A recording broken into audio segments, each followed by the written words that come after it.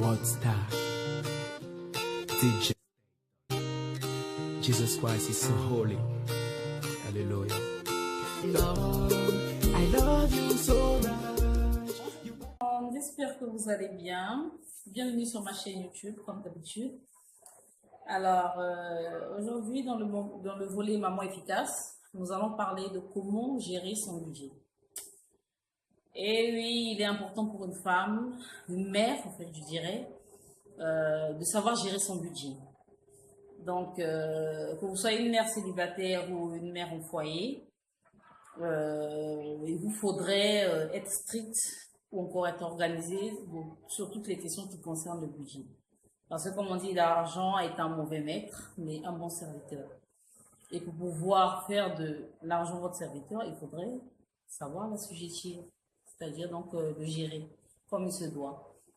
Alors, je vais vous dire qu'est-ce qu'il faut faire, ou encore comment est-ce qu'il faut faire pour mieux gérer, ou encore mieux répartir son budget alimentaire. La première des choses à savoir, c'est que pour bien gérer son budget alimentaire, il faudrait fixer un montant fixe que vous allez utiliser par mois pour l'alimentation. Parce que dans un foyer, il y a plusieurs dépenses à faire. Il n'y a pas que l'alimentation, mais l'alimentation, c'est une ligne qui nous prend énormément d'argent. Donc, il faudrait savoir la gérer pour pouvoir permettre à nos enfants de bien s'habiller, de veiller sur leur santé, de veiller à ce qu'ils puissent avoir des moments de distraction et tout ça.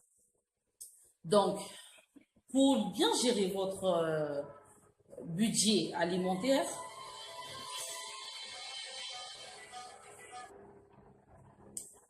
alors je disais, pour pouvoir bien gérer le budget alimentaire, il faudrait vous fixer un montant que vous allez respecter. Alors, en fixant ce montant-là, il faudrait que vous sachiez que il faut tenir compte du petit déjeuner, de la collation de 10 heures,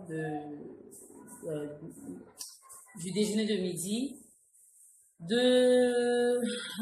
du goûter de 16 heures et du soir, du dîner du soir. Ensuite, il faudrait savoir organiser ses achats. Alors, pour bien organiser ses achats, je vous conseillerais d'avoir pour habitude de faire votre marché du mois.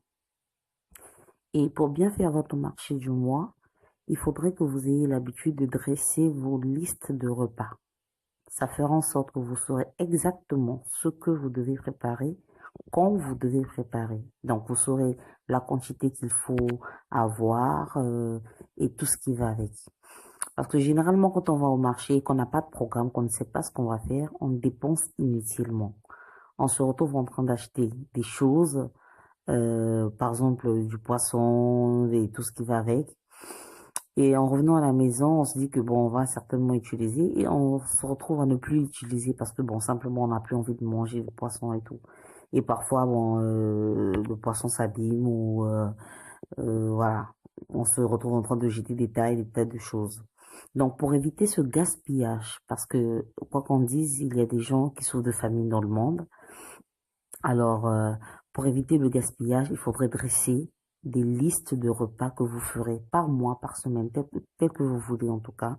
Ayez cette habitude-là, ça vous évitera de gaspiller et ça vous fera des économies.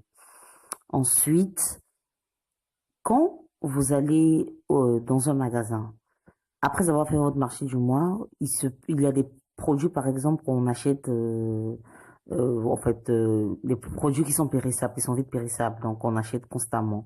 Ceux-là, on ne va pas les faire, par exemple, des yaourts, des fromages et tout ça. Donc, quand vous allez faire vos magasins, ayez toujours une liste de ce qui manque. Prenez le soin, avant de sortir de chez vous, de faire la liste de ce qui manque et ensuite d'aller dans le magasin et suivre exactement ce qu'il y a à faire. Voilà un peu mes astuces pour pouvoir bien gérer son budget et pouvoir faire des économies. J'espère que cette vidéo vous servira. Je vous redonne pour ma prochaine vidéo. Portez-vous bien et à la prochaine. Bye. I love you so